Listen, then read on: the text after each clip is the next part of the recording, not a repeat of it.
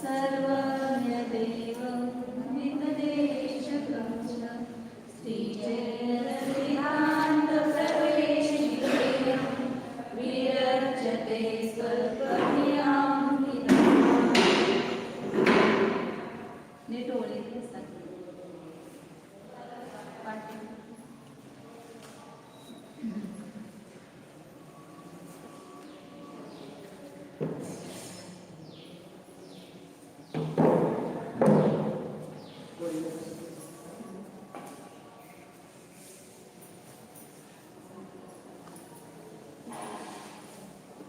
काल आपण दुसरा अध्याय चालू केला होता.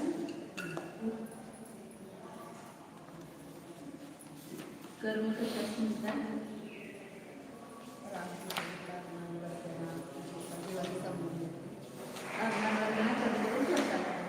ते द्रव्य आणि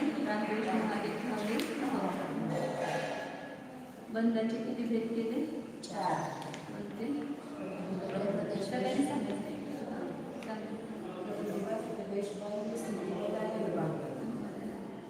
प्रकृती बंध कशात म्हणतात? जो कर्माचा स्वभाव त्याला प्रकृती. त्या प्रकृती बंधाचे पुढे भेद सांगतात. प्रदेश बंध म्हणजे जे कर्मावर परिणमलेल्या परमाणूंची संख्या, त्याला कर्माचा प्रदेश बंध. किती परमाणू आले? स्थिती म्हणजे कारण आणि अनुभव म्हणजे शक्ती. त्या कर्मामध्ये कल्याणाची शक्ती. आता पुढे प्रकृती बंधाचे भेद सांगतात.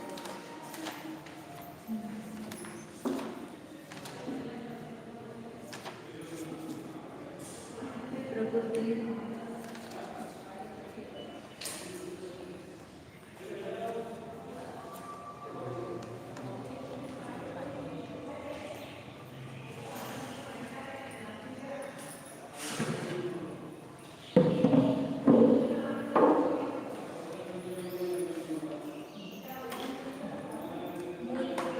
बंधाचे 8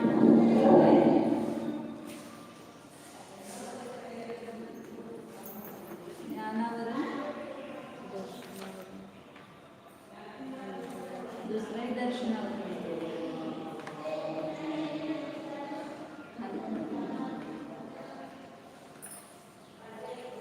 तिसरा वेदनीय,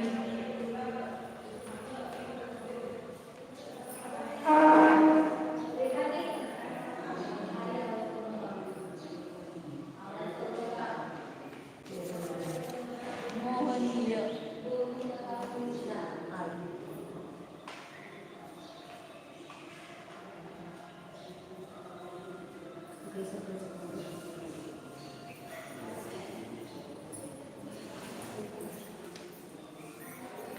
आयु, मान, बुद्धी आणि अंतःकरण. या मूल प्रकृती 8 आहे.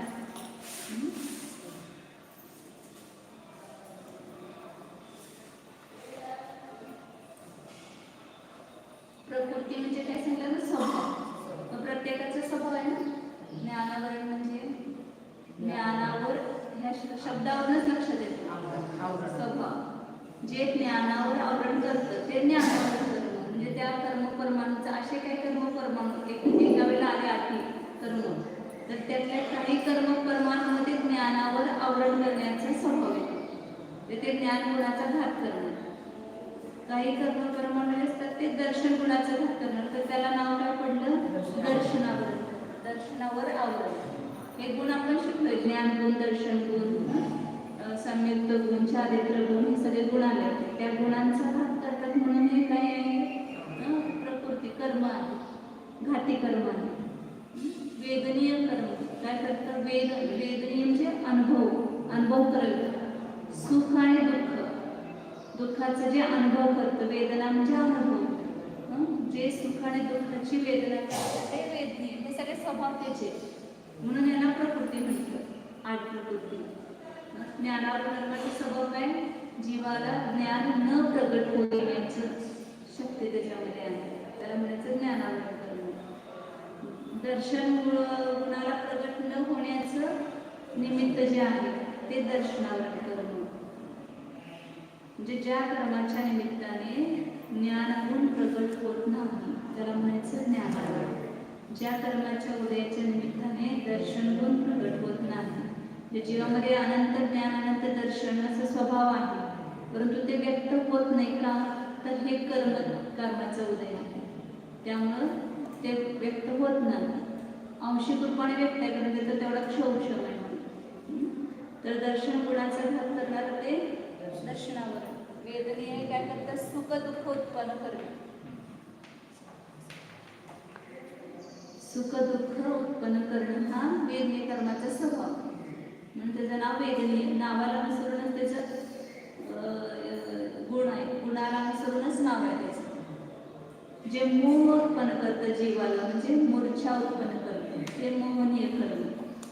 त्या मोहनीयचे पण आता दोन भेद करू आपण देतो, चारित्र मोहनीय दर्शन. नंतर आयुकर्म म्हणजे काय करतं, जे भवामध्ये अडकून ठेवतं, भवधारणम येते, भवामध्ये अडकून ठेवतं ते आयुकर्म. आणि अनेक प्रकारचं शरीर उत्पन्न करते, गती आणि शरीराने कला उत्पन्न करतं ते नामकर्म. नाना विनोदी नामकर्म. अनेक प्रकाराने जीवाचे शरीराने उत्पन्न करतं ते नामकर्म.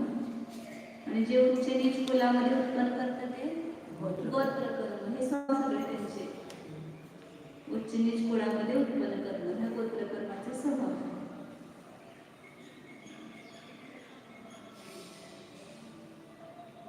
आणि अंतराय म्हणजे दाता आणि पात्र यांच्यामध्ये जे अंतर करतं, अंतराय देणाऱ्याला देव देत नाही, त्या दोघांच्यामध्ये जे अंतर करतं म्हणजे विघ्न करतं ते अंतराय करणं. कुठल्याही कार्यामध्ये तर विघ्न येते, त्याचं सगळं प्रत्येकाचे एक येणार आहे त्या स्वतंत्र. ते सामान्य त्याचा स्वभाव सांगितलं तुम्हाला. त्यात कर्म प्रकृती म्हटली जाते, कारण त्याचा प्रत्येकाचा स्वभाव आहे. म्हणजे एकाला आलेले कर्म परमाणु, परंतु त्यातले विभाग होतात. त्याच्यामधलेच ते ग्रुपमध्ये, आता जसं आता आपण अनेक मुलं आहेत, मुली आहेत, अनेक आपण कापं वाटून देते. त्याच्यामध्ये तुम्ही भोजन विभाग बघायचा, तुम्ही मंडप विभाग बघायचा, तुम्ही अमुक हे लाईट विभाग बघायचा. मग ते काम त्यांना सोपवलं की. तसं इथं जे एकाला आलेले परमाणु, त्यांच्यामध्ये एवढ्या परमाणूंचं हे काम की तुम्ही ज्ञान गुणाचा घात करायचं. काही कर्म परमाणूचं काम की तुम्ही दर्शन गुणाचा घात करायचं. काही कर्म परमाणूचं काम की तुम्ही सुख दुःख उत्पन्न करायचं जीवन. तुम्ही म्हणजे उत्पन्न करायला म्हणजे निमित्त होते, फक्त भाषा कशी वापरली जाते. मोह उत्पन्न करणं. आयुकर्माचं काम काय, चार गतीमध्ये अडकून, हवामध्ये अडकून ठेवणं. जोपर्यंत आयुकर्म आहे तोपर्यंत तुम्ही सुटू शकत नाही. नामकर्माचं काम काय, शरीराने उत्पन्न करणं. आणि गोत्रकर्माचं काम काय, उच्च नीच कुलामध्ये उत्पन्न करणं. आणि अंतराय म्हणजे विघ्न करणं, दान लाभ इत्यादिकामध्ये विघ्न उत्पन्न करणं. आता आपल्याला एखादी वस्तू घ्यायची खूप इच्छा होते, परंतु काय केलं तर ते आपल्याला मिळत नाही. का मिळत नाही, तर आपल्याला त्या अंतराय कर्माचा उदय आहे, त्यामुळे ती वस्तू आपल्याला प्राप्त होत नाही. आहार द्यायला लागलेला आहे तर मग केस आला, मग त्याला काय झालं, देणाऱ्याच्या दानांतराय कर्माचा उदय आला, घेणाऱ्याच्या भोगांतराय कर्माचा उदय आला. आहार हा भोग आहे, तो न मिळण्यामध्ये ते निमित्त झालं. आपण कुणाला तर असं देताना अडथळा केला असेल, देऊ नका त्याला. कोणतं भिकारी करते, कोणतं भिक्षा वाढत असते, मग कशाला एवढं द्यायला पाहिजे, काय म्हणा असं आपण लग्न करतो ना सर, तसे कर्म बांधले जातात. कोण आता नोकर वगैरे असेल त्याला जेवढा उठवलं असेल आपण, किंवा त्याला कोणत्या चांगली वस्तू देताना आपल्याला ते देऊ देत नाही आपण.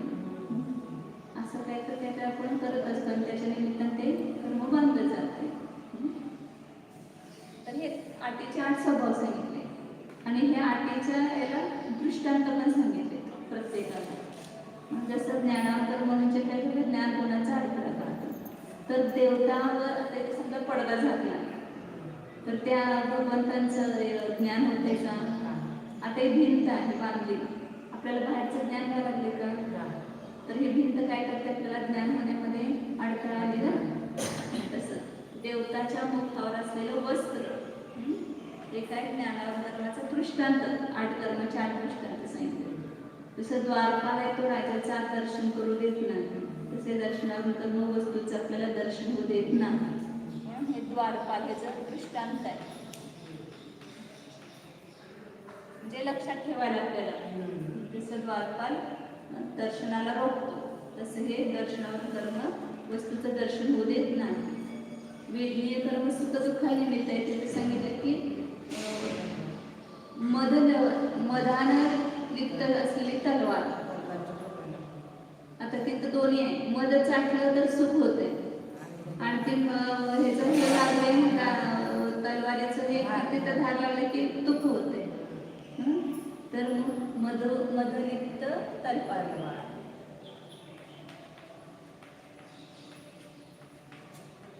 वेदनीय कर्माचं उदाहरण सांगितलं. मोहनीय दारू.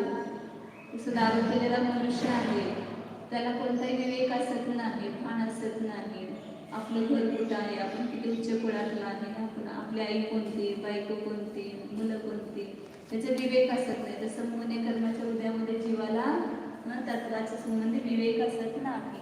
म्हणून इथं काय म्हटलं, दारू दृष्टांत सांगायला जशी नशा उत्पन्न करतात, तसं ते मोहनीय कर्म सुद्धा जीवाला अशी नशा उत्पन्न करतात. तर तो किती सांगितलं तरी सुद्धा ते पटत नाही. आयु कर्म काय करतं, भावामध्ये अडकून ठेवतं. तसं पायात बांधलेला खोडा जाईल, लाकडाचा खोडा, तो त्या जीवन किंवा बेड्या घ्यायला. आपल्या पूर्वीचं असं ते पद्धत होती बेड्या घ्यायची. तर बेड्या जे बेड्या बांधलेल्या असतील तर तो तिथून हलू शकत नाही.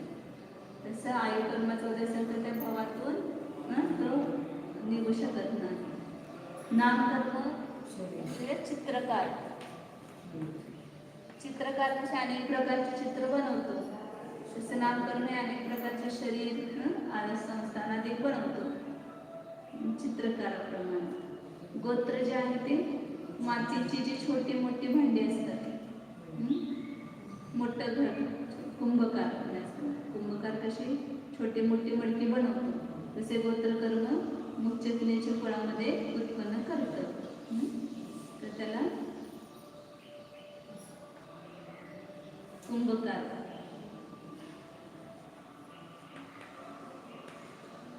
आणि अंतरायामध्ये भंडारी म्हणजे काय म्हणायचं आपल्याला, कोषाध्यक्ष.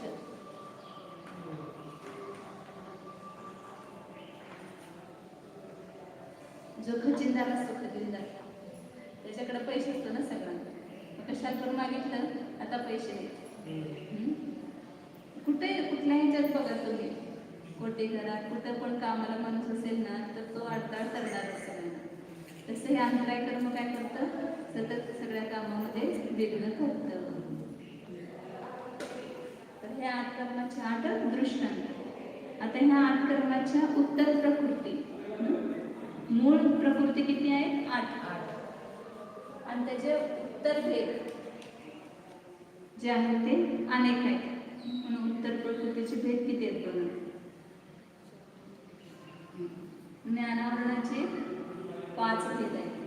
ज्ञानावरण 5 कोणते कोणते आता ते पुढे सांगतात. दर्शनावरणाचे 9 भेद आहेत. वेदनीयाचे 2 आहेत. मोहनीयाचे 28 भेद आहेत एकूण. त्याचे पहिल्यांदा 2, पुन्हा त्याचे कोड भेद होतात. नंतर आयु कर्माचे किती आहेत, 4. नामकर्माचे 93 भेद आहेत. गोत्रकर्माचे 2 आणि अंतराय कर्माचे 5. आता ह्याचं सगळ्याच वर्णन क्रमानं करणार आहे. 148 किती झाले, 5 9 14 आणि 2 16, 16 आणि 28 44, 24 4 48, 48 आणि 93, तर 141 झाले. 143 आणि 5 148. एकूण किती प्रकृती झाल्या, 148. आणि 148 असंच आहे तसं नाही, तर त्याचे पुन्हा आणखी उत्तरोत्तर भेद केले तर असंख्यात लोक प्रमाण होते. म्हणजे असंख्यात भेद होतात असं समजा की त्याची आपण गिनतीच करू शकत नाही. कारण आपण शरीरच बघतो किती प्रकारचे शरीर आहेत, जेवढे माणसं आहेत तेवढे वेगवेगळे शरीर आहेत. कलर बघितलं तर प्रत्येकाचा कलर वेगवेगळा आहे. आवाज बघितला तर प्रत्येकाचा आवाज थोडा थोडा वेगळा आहेच. म्हणजे हे नामकर्मामध्ये एक स्वर घेतला की जेव्हा त्याचे 2 स्वराचे भेद केले, परंतु कितीतरी स्वरचे भेद येतात, कितीतरी रंगाचे भेद येतात. असे प्रत्येकाच्या आणि अनुपूर्वीचे वगैरे भेद केलेले आहेत आचार्याने, असंख्यात भेद आहेत त्याचे.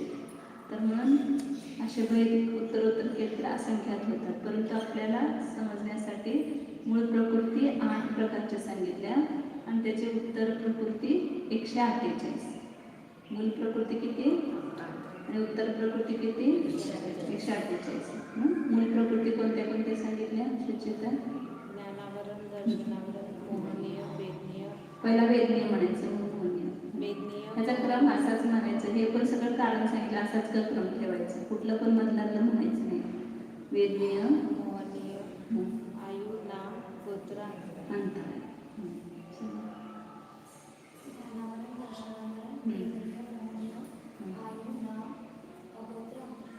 या मूळ प्रकृती. ज्ञानावरणाचे किती भेद सांगितले? 5. दर्शनावरणाचे 9. वेदनीयाचे आणि मोहनीयाचे 28. आयुचे 4 आणि नामकर्माचे 93 आणि गोत्राचे 2 आणि अंतराचे 5.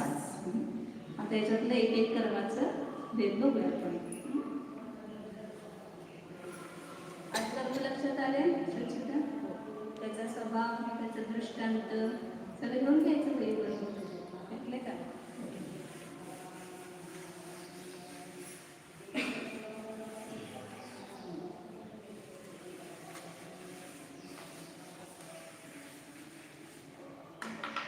तर पहिलं कोणतं? ज्ञानावरण कर्म.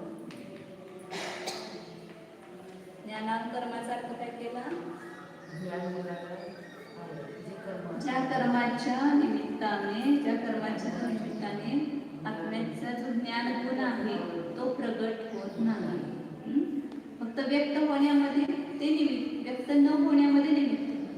जीवामध्ये तर गुण आहेच ऑलरेडी, त्या गुणाला झाकू शकत नाही, परंतु जी गुणांची व्यक्तता आहे, प्रगटता, त्या प्रगटतेमध्ये बाधा करतात. आता कुणाला ज्ञान कमी आहे, कुणाला जास्त आहे, असं का भेद आहे?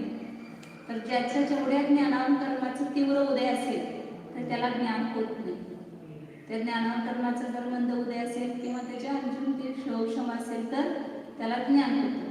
आपण बघतो की एक इंद्रियाला ज्ञान खूप कमी आहे, झाड वगैरे आहेत त्यांना. द्विंद्रियाला त्यांच्यापेक्षा जास्त आहे, त्रिंद्रियाला त्याच्यापेक्षा, कारण एक एक इंद्रिय वाढली की ती ज्ञानाची शक्ती वाढते. ते फक्त स्पर्शेंद्रियालाच जाणतात. एक इंद्रिय, द्विंद्रिय, स्पर्शेंद्रिय, रसनेंद्रिय, त्रिंद्रिय 3 इंद्रियांनी जाणतात, चतुरेंद्रिय 4 इंद्रिय, पंचेंद्रिय जीव, त्याच्यामध्ये संज्ञी जीव 5 इंद्रियांनी. आपल्या ज्ञानाचं वाढ किती झाले बघा. एकेंद्रियापासून आपण जर बघत गेलो तर अनंतपट विशुद्धी वाढत गेलेली आहे आणि त्याचे अनंतपट गुण व्यक्त होत गेलेले आहे. मग आपल्या ज्ञानाचा एवढा उघाड झालेला आहे आणि त्याचा उपयोग आम्ही कशासाठी करतो? त्या ज्ञानाचा विषय भोगासाठी, सांसारिक कार्यासाठी. त्या ज्ञानाचा उपयोग स्वतःच्या स्वरूपाला समजण्यासाठी, तत्व समजण्यासाठी किती करतो आपण. इंजिनियर, डॉक्टर शिकायला सगळ्या ज्ञानाचा उपयोग आहे आणि धर्म शिकायसाठी अर्धा तास पण आम्हाला वेळ मिळत नाही. त्यामुळे आम्हाला जमत नाही म्हटलं की काम संपणार. मग जमत नाही ते कुणासाठी शिकतोय आपण? जसं ती लौकिक विद्या तुम्ही स्वतःच्या उद्धारासाठी शिकताय. आपण पैसा मिळवला, त्याच्यामुळे आपल्याला आणखी काय काय चांगलं सगळं सुविधा मिळतात म्हणून तुम्ही ते शिकताय. तसं ही विद्या सुद्धा तुमच्या आत्म्याचा उद्धार करणार आहे, ती शरीराचा उद्धार करणार आहे ती विद्या. फक्त ही विद्या ह्या भवात, पुढच्या भवात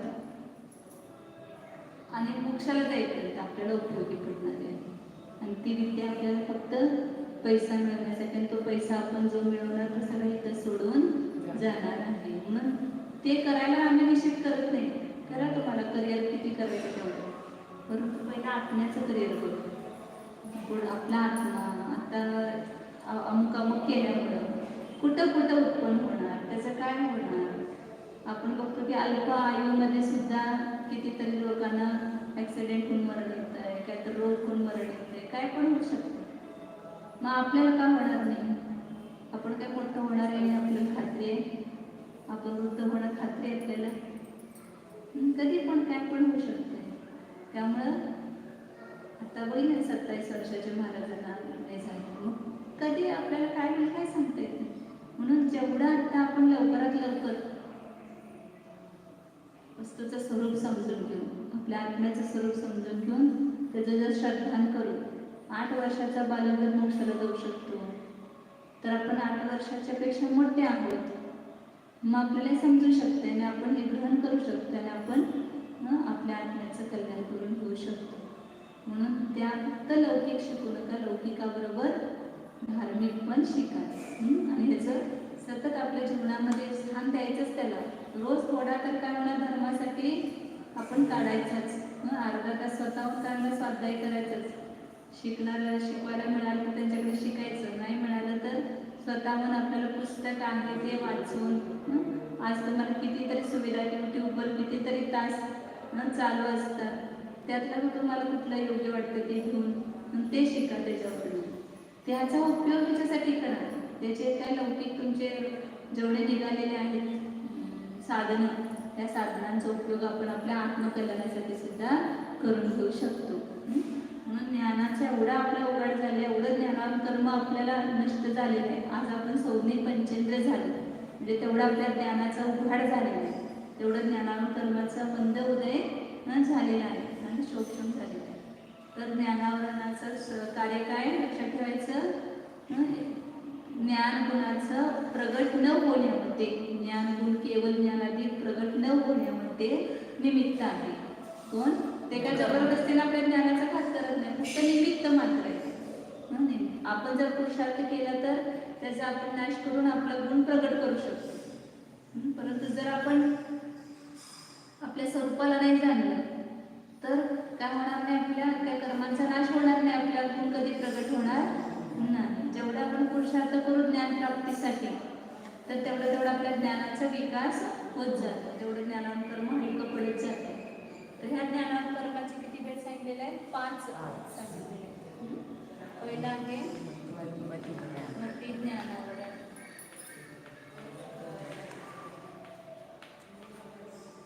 जे ज्ञानाचे 5 भेद बघितले होते आपण, कोणते कोणते बघितले ते? मती ज्ञान, शुद्ध ज्ञान,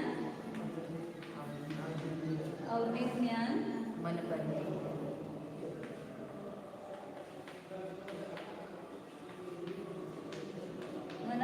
ज्ञान,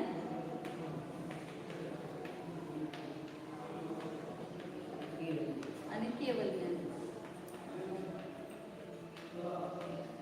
हे कशाचे भेद आहेत? ज्ञानाचे भेद आहेत. म्हणजे जे ज्ञान गुणाचे जे प्रगटता होतात, म्हणजे उघडत ज्ञान गुण, तर त्याचे हे भेद आहेत. मग ते त्या ज्ञानावर आवरण करणार ते कर्म, त्याचं पण तेच नाव येणार. मग सगळ्याला आवरण लावायचं. 5 ज्ञान आहे त्याच्या पुढे आवरण लावायचं. मग ती ज्ञानाला जे प्रगट होऊ देत नाही ते मग ती ज्ञानावर करणं. शुद्ध ज्ञानाला प्रगट होऊ देत नाही ते मग ते ज्ञानावर करणं. जे अवधी ज्ञानाला प्रगट होऊ देत नाही ते अवधी ज्ञानावर करणं. मनपर्य ज्ञानाला जे प्रगट होऊ देत नाही ते मनपर्य ज्ञानावर आवरण लावायचं. फक्त त्याला आवरण म्हटलं की तो कर्माचा भेद आला, आणि नुसतं ज्ञान म्हणजे ते ज्ञान गुणाचा भेद आला. आणि त्या ज्ञान गुणाच्या पर्यायांच्यावरच हे आवरण करतं, म्हणजे ते प्रगट होऊ देत नाही.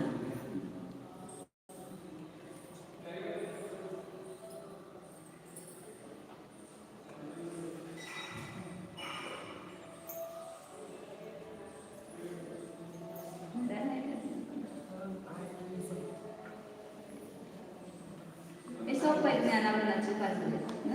हे 5 गुण शिकलो आपण, ज्ञान गुणाचे 5 भेद शिकलो, ज्ञानाचे 5 भेद शिकलो, त्याच्यावरच आवरण करणारं कर्म ते, त्याच्यात पण तेच नाव आहे मग ते अविज्ञानाला झाकणार ते मती ज्ञानावर, शुद्ध ज्ञान व्यक्त होऊ देत नाही ते शुद्ध ज्ञानावर. अविज्ञानात आपल्या अविज्ञानात कर्माचं पूर्ण उदय आहे, त्यामुळे थोडं पण अविज्ञान आपल्याला होत नाही. मनपरज्ञानाचं पण पूर्ण आवरण आहे, त्यामुळे मनपरज्ञान होत नाही. केवळ ज्ञानावरणाचं पण पूर्ण उदय त्यामुळे होत नाही. त्या मध्य ज्ञान आणि शुद्ध ज्ञानाचं आवरण थोडं थोडं आपलं हटलंय. जेवढं आपल्याला ज्ञान आता आहे तेवढं आवरण हटलेलं आहे, म्हणून आपल्याला ते ज्ञान व्यक्त झाले. म्हणजे ह्या ज्ञानावर कर्माच्या उदयात गुणाचा घात होतो आणि त्याच्या उदयाचा अभाव झाला तर तेवढं गुण प्रगट होतो. म्हणून त्याला तर उदय असेल तर ज्ञान प्रगट होत नाही. आणि क्षोभक्षम हा शब्द आहे शास्त्रामधला, तो क्षोभक्षम असेल तर तेवढं ज्ञान व्यक्त होते. जेवढा क्षोभक्षम म्हणजे आवरण दूर होणारे लक्षात ठेवा. तर आता त्याचं पुन्हा डिटेल व्याख्या आहे सगळी. क्षोभक्षम शिकवायचं म्हटलं तर अनेक गोष्टी माहीत पाहिजे त्याच्यासाठी. देश लागतीच करतात, सर्व लागतीच करतात, उद्या भविष्य तिथं उपक्षम वगैरे असे. त्याच्यात खोलात जाता एवढं लक्षात घ्या की क्षोभक्षम शब्दाचा अर्थ आहे की आवरण हटणं, आवरणाचा अभाव होईल. तर त्याला ते झालं तर आवरण जेवढं दूर झालं, आता आपण म्हटलं कशावर वस्तूवर कपडा घातलेला आहे, थोडं त्याचं आवरण हटलं की तेवढं दिसायला लागते आपल्याला. पुन्हा आपण आवरण काढलं की पुन्हा जास्त दिसायला लागते. तर जेवढं आवरण काढत जाऊ तेवढं ते व्यक्त होत जाते. तसं ह्या ज्ञान गुणावर जेवढं कर्माचं आवरण आहे ते आवरण जेवढं हटत जाईल, म्हणजे जेवढा त्याचा उदयाचा अभाव होत जाईल तेवढं ज्ञान काय होत जाणार, व्यक्त होत जाणार. म्हणून ह्या ज्ञानावर कर्माचं हे करण्यासाठी मग आपण लौकिक याच्यामध्ये काय करायचं, एकतर आपल्या परिणामांची विशुद्धी वाढवायची. सगळ्यात ज्ञान गुण आपला व्यक्त होण्यासाठी निमित्त काय आहे तर आपल्या परिणामांची विशुद्धी. म्हणजे जेवढं आपण समताभाव ठेवू, सरळता ठेवू, वक्रता मनामध्ये ठेवणार नाही, गर्व करणार नाही, विनय भाव ठेवू, तेवढं आपलं ज्ञान गुण प्रगट होत जातं. आणि एकमेकांचे ईर्ष्याभाव करायला लागलो, तिला जास्त येते की मला जास्त येते, तिला येऊच नाही माझ्यापेक्षा जास्त, मला जास्त यावं, तिला पेपरात जास्त मार्क म्हणून मलाच मिळावे, असं पण जर ईर्ष्याभाव केला, आपल्या ज्ञानाचा पुन्हा ऱ्हास केला, जेवढं दुसऱ्याला ज्ञानाला मदत करू तुम्ही दुसऱ्याला त्या ज्ञानासाठी काय सहायता करणार, तिला येऊ देते म्हणून तुम्ही शिकवायला सांगता, तर सुद्धा तुमच्या उलट ज्ञान पण वाढलं त्याच्यामध्ये आणि तुम्हाला त्या कर्माचा पण काय झाला, क्षोभक्षम झाला आणि त्यामुळे ज्ञान वाढत जाते. मला एवढं येते तुम्हाला कशामुळे वाटते, मी फार बुद्धिमानाचं वाटते का? लहानपणी मी नव्हतीच एवढे होते, म्हणजे आमच्या शाळेत वगैरे आम्ही अगदी पाठीमागच्या ह्याच्यात होतो. परंतु जसजसं हे ज्ञान देत गेलो दुसऱ्याला तसं ते ज्ञान वाढत गेलं. दुसरं काही येण्याचं काही कारण नाही. मूळची बुद्धिमत्ता असते वेगळी असते, परंतु परिणामांच्या विशुद्धीनं, विनयानं आणि आपण दुसऱ्यांच्याबद्दल चांगले भाव ठेवायचे काम, त्याच्यामुळे आपोआपच ज्ञान वाढत जातं. कितीतरी असे त्याग वगैरे आहेत की त्यांना गृहस्थावस्थेमध्ये काही येत नव्हतं, परंतु त्यागे झाल्यानंतर त्यांचं आपोआपच ज्ञानावर कर्माचं काय झालं, क्षोभ त्यांना ज्ञान प्राप्त झालं. असे कितीतरी महाराज लोक सांगतात, आम्ही म्हणजे 10वी नापास झालेले आहेत कितीतरी महाराज, परंतु इथं आल्यानंतर सगळ्या ह्याच्यामध्ये श्रेष्ठ प्रवचनकार झाले. तर ते ज्ञान आपोआप विशुद्धीनं वाढत असतं. पण आपल्याला ज्ञान वाढवायचं आहे ना, तर त्यासाठी हे सगळे नियम पाळायचे, सगळ्या ज्ञानासाठी मदत करायची, पुस्तकं द्यायची, वही द्यायचं, पैन द्यायचं, आपलं काय असेल ते माझ्या ज्ञानकर्माचा क्षोभ होऊ देत म्हणून शांत भेट द्यायचं, हे असं करायचं आणि भाव चांगले ठेवायचे. ज्ञानावरणाचे किती भेट झाले, 5. आता पुढे दर्शनावर बस करायचं पुढे 9 भेट एकदमच घेतले. बघा आता थोडे दिवस आमचे आहेत, तुम्हाला तेवढं शिकायचं घ्यायचं तेवढं तुम्ही ठरवा. थोडे दिवस नाही मला काहीच नाही आमचं तर काय आणि पण असं करायला विसरते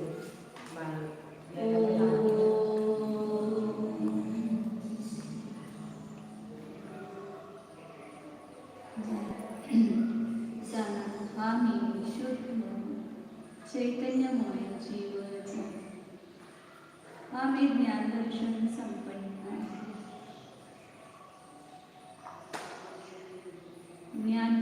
माझी संपत्ती आहे.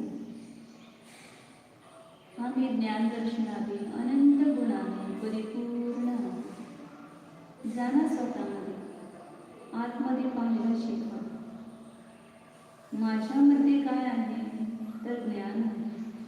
मी ज्ञानानं भरलेला आहे. शरीर सप्तधातू सहित आहे. मी चैतन्य धातूंनी सहित आहे. ज्ञान दर्शनातून अनंत गुणाने परिपूर्ण आहे.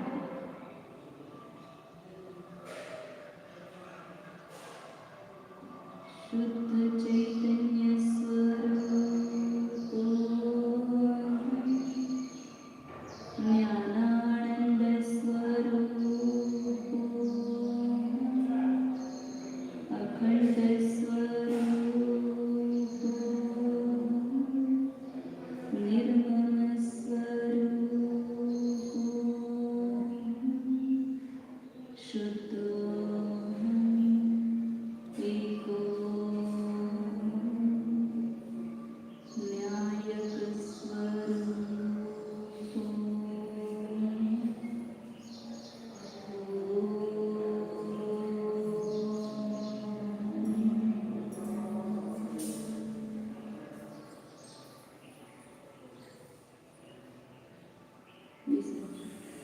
नमो हरिहंतानं, नमो सिद्धानं, नमो